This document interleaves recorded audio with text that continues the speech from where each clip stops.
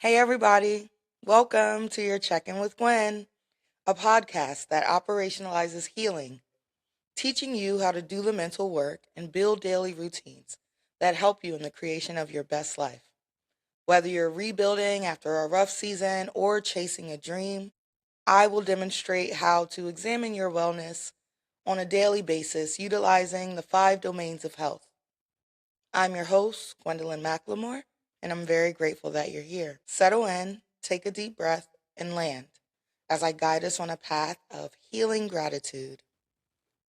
Let's go. Welcome to the new office space. I have been anxious about recording a new space.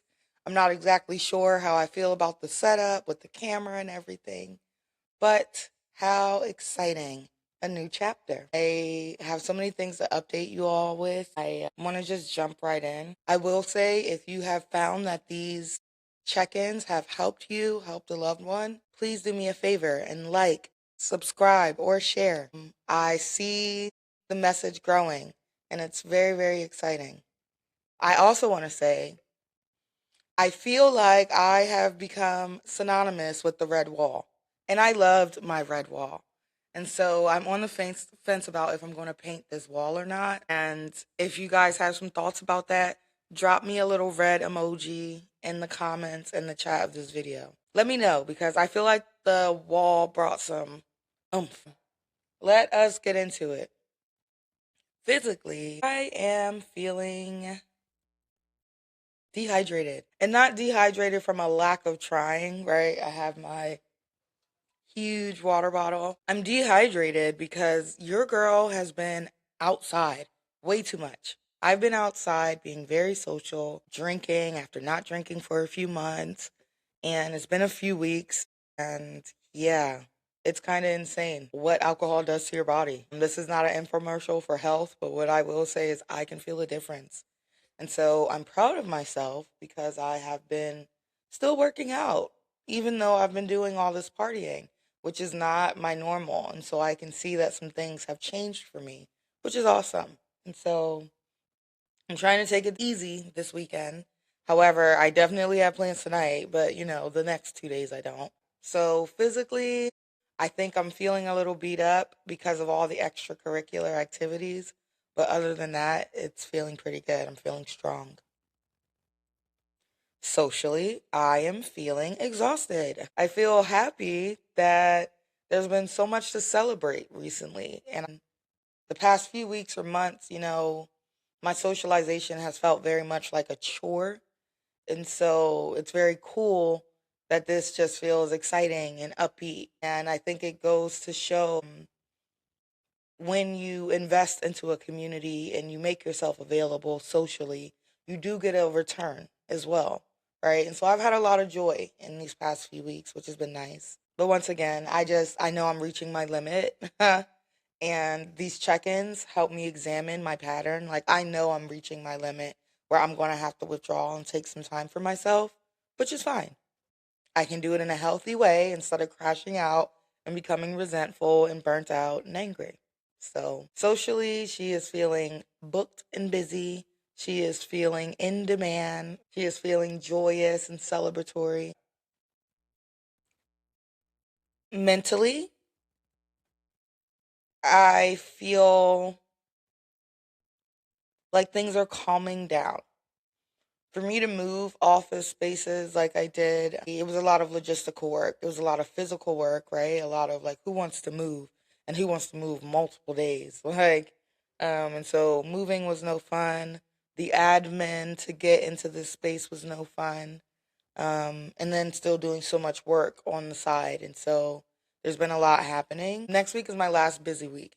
And then I can see it starting to slow down, and that like mental break is keeping me going. And so mentally, I'm feeling calm, which is nice because your girl be stressed.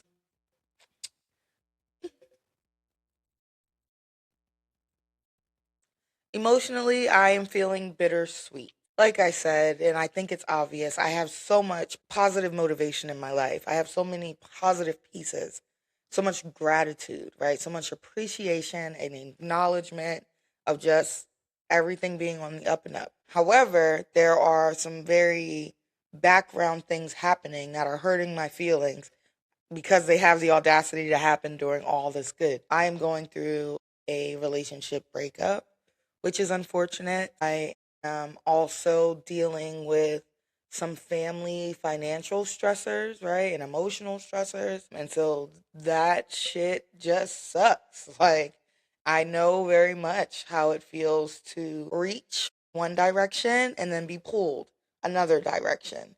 And that tension of being in the middle emotionally can cause a lot of pain and anxiety. And so I'm just trying to negate that and I'm trying to focus on the positive aspects of my health, the aspects that I want to promote, also the aspects of my health that don't require me to do it all alone.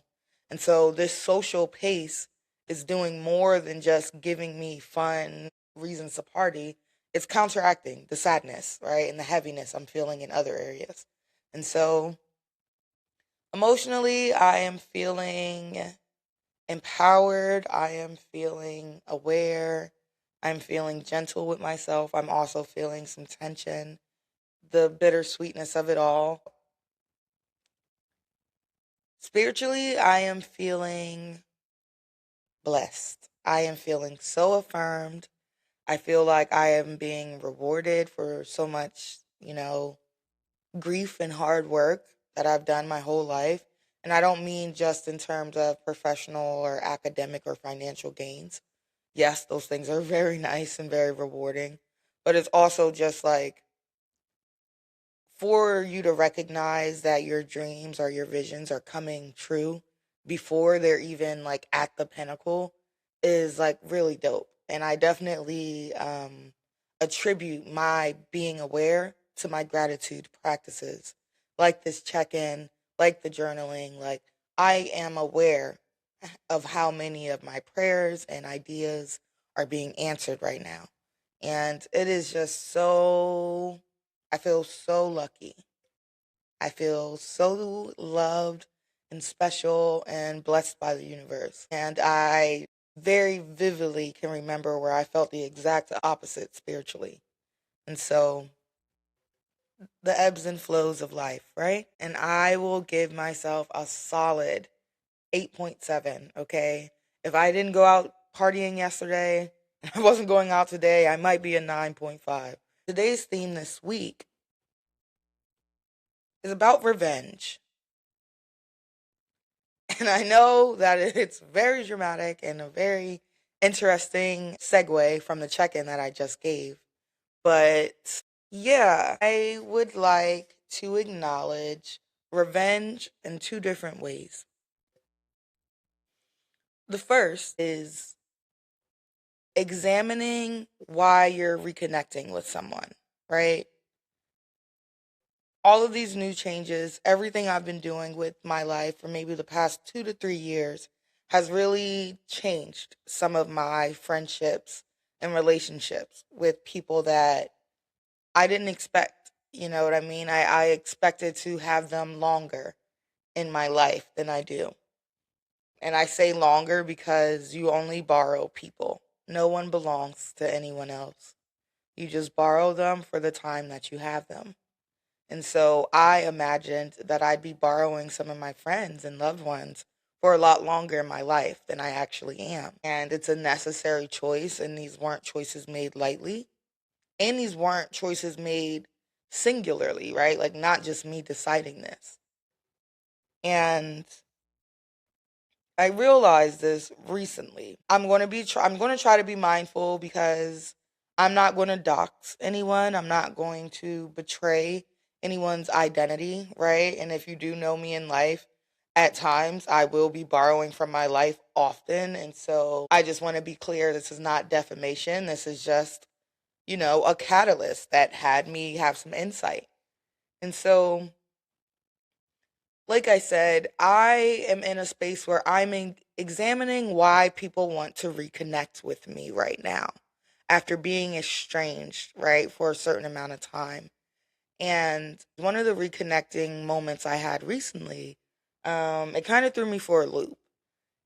So I love Pilates. I'm a Pilates girly, and that's been something I've been doing the past few years of my life, but I recently kind of took a bigger interest. And the longest of story short, I considered doing Pilates instructor training. And I went through this training, and it was a shortened version. And I was speaking to someone who's in the field about it. And up until that point, we had been very interactive on social media. When I first initiated the training, the first day or so of this program, I was so upset. I was out of my depth. I was emotionally and physically feeling very taxed. And I reached out to this person and I emotionally dumped. I trauma dumped.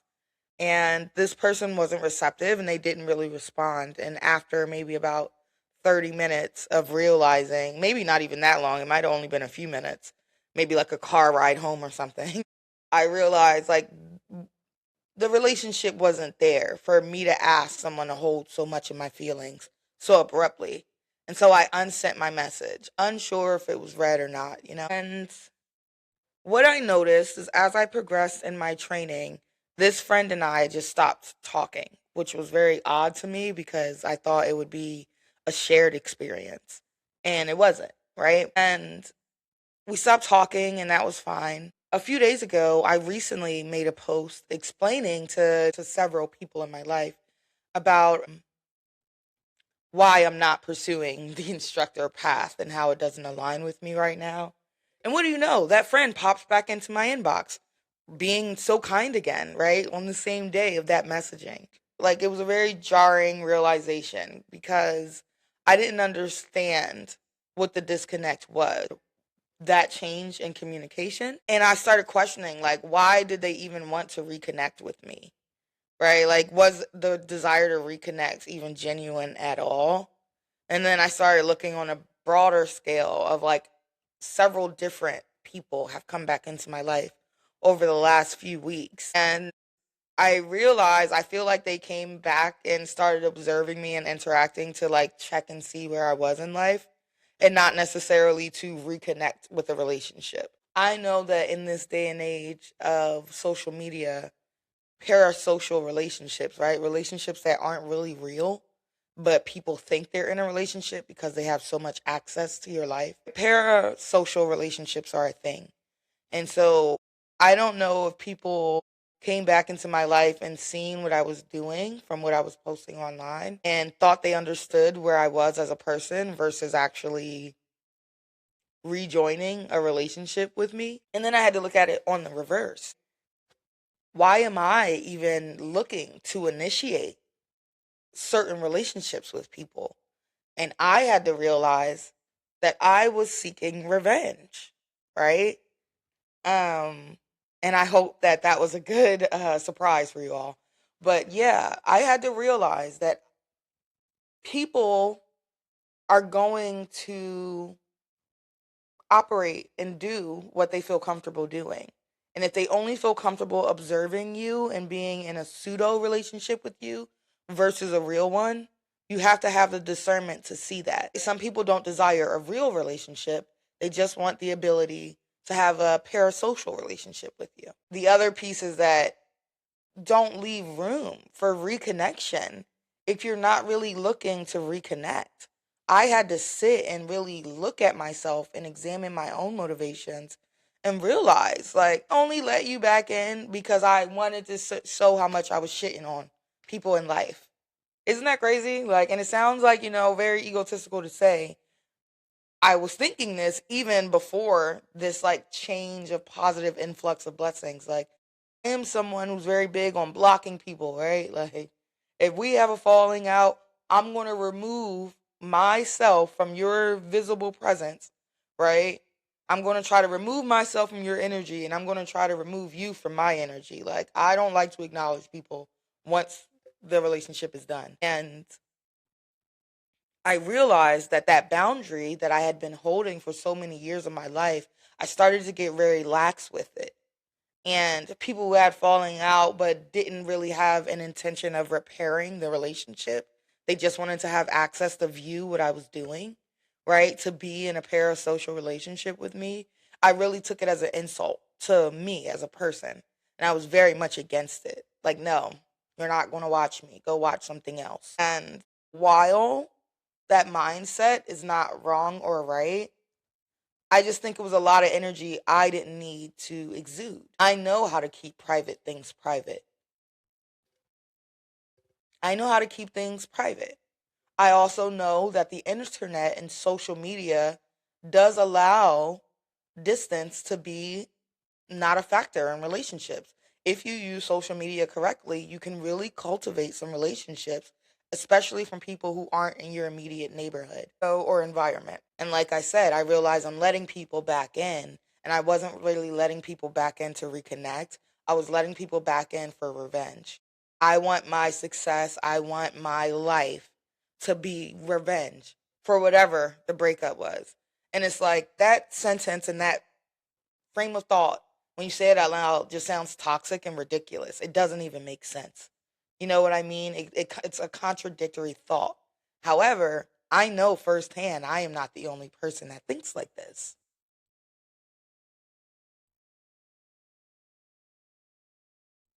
The first check in tip of the day is reconnection has its purpose. Sometimes life and relationships change, and you need to reconfigure the relationship, right? You need to figure out how to fit in each other's life again, and reconnection is very real. If you decide to reconnect in any capacity with a relationship, examine your motives. Do a pros and cons list, right? Pros and cons. Do a pros and cons list of why this relationship should be in your life. And if most of your pros are things from the past, right, you're not ready to reconnect with that person. If you can't list a lot of positives from this period of your life, you're not ready to reconnect with that person.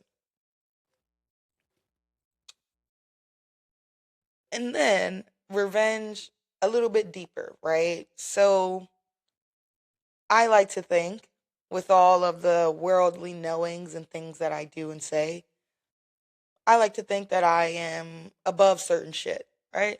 That's what I tell myself. And while that may be true, at the end of the day, we're all human beings. And I started examining and researching on revenge as a concept.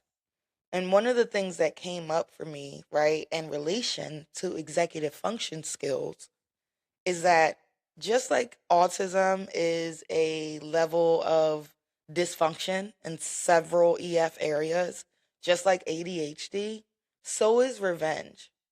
Revenge is several executive function failures at once, right? I think revenge is an emotion so strong that it takes over the part of your brain that's for reasoning, right? The part of your brain that's for reasoning is your prefrontal cortex. It's the part of your brain that helps you think about different things, right? Higher level things. And so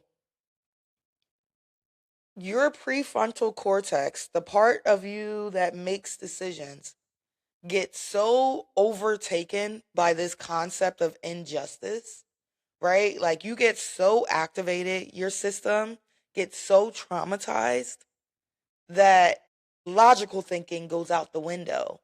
And as far as your executive function skills go, your inhibition control, right? Your ability to control yourself goes out the window. Your impulse control goes out the window. Your emotional regulation skills go out the window. Your cognitive flexibility, your idea to hold multiple thoughts about one topic goes out the window. And so all the things that makes you a functioning, level-headed, reasonable adult, revenge literally will throw that shit out the window. Like, revenge is not just a feeling, it's not just a plot. It's actually a failure of several different parts of your brain and how you think.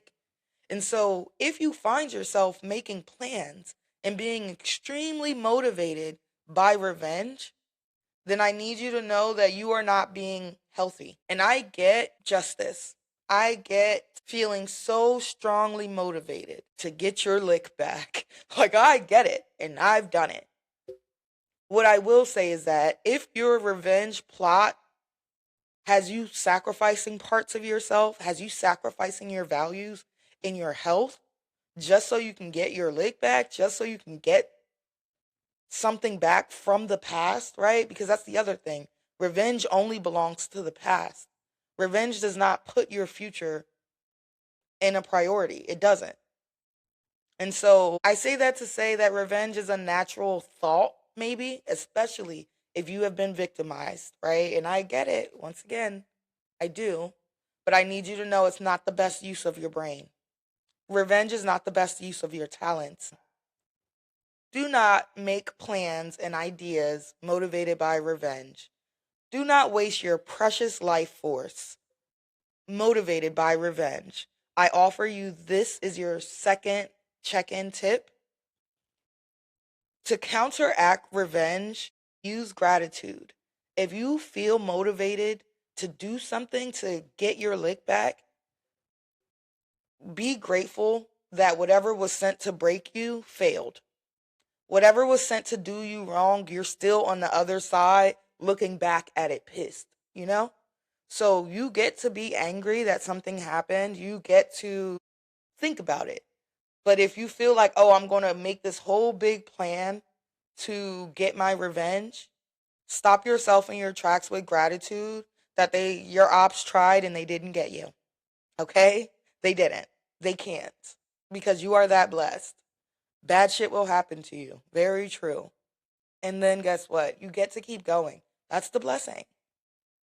You get to figure out how to rebuild yourself. You get to figure out how to be better than before. So yeah, you don't need revenge. When you feel motivated by revenge, start thinking about how you about to shit on whoever did you wrong. Still a form of revenge, but just focus it on some positive improvement, improvement, improvement. So yeah, that is my check-in of the day. You know, don't be a hater. Do not set yourself back. I would not be able to ascend in my life at the pace that I am going if I used any of my talents on the shit that has happened to me on the way up. I have so many people that deserve my wrath, and instead, I'm gifting both sides with my silence, right? I'm gifting myself with my silence and the people who really deserve my wrath. And so, you don't have to take my stance, you know. I'm just a little head girl in a big world. But yeah, you got this. And please let me know if I need to paint the wall red because I'm ready to do it this weekend because I need the vibe. So I am so, so, so grateful that you chose to spend some time with me. Remember to check in with yourself and to be gentle while doing so. Check in with a loved one, a stranger, and I'll be here to check in with you next week. With gratitude always, Gwen.